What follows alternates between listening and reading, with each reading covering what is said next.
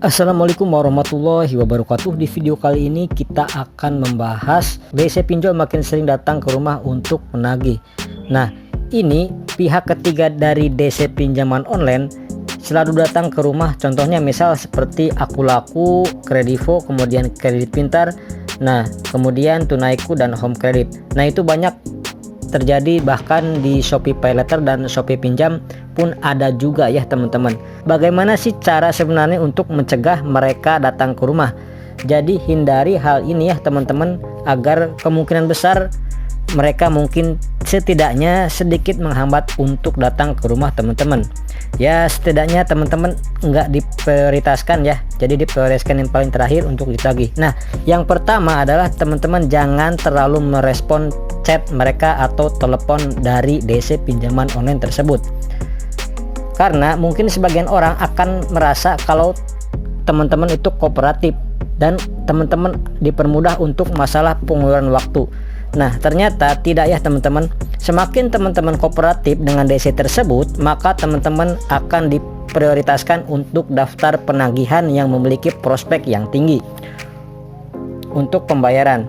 Kenapa? Karena teman-teman itu kooperatif, karena teman-teman mudah untuk dibujuk, teman-teman mudah untuk berkomunikasi, maka teman-teman akan terus-terusan dihubungi dan akan lebih diprioritaskan untuk didatangi. Ya, atau contohnya mungkin Akulaku itu sering banget ya datang berkali-kali DC-nya. Ketika teman-teman kooperatif dan terus membalas chatnya, ya mungkin bisa jadi DC-nya itu berbeda-beda datangnya, tapi yang dinilaikan sebagian bahasa nasabah ya atau debiturnya. Intinya, jika teman-teman sebagai peminjam yang berpotensi lebih besar untuk bisa melunasi dengan lebih cepat, ya teman-teman akan sering dikunjungi dan akan sering dikomunikasikan ya. Jadi hal-hal yang mungkin akan sedikit membantu untuk memperlambat DC tersebut datang ke rumah biasanya orang-orang yang seperti ini ya teman-teman.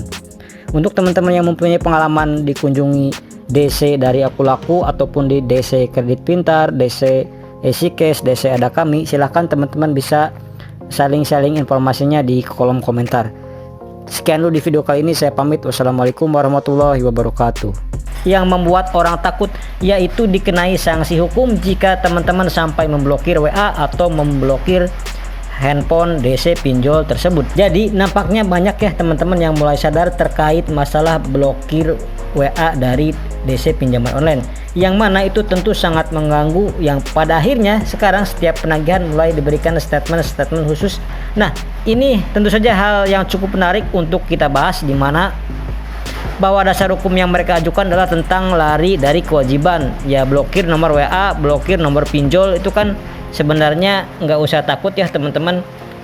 Itu kan adalah hak asasi teman-teman untuk memblokir, karena mereka sebenarnya adalah mencari masalah hutang piutang seperti ini.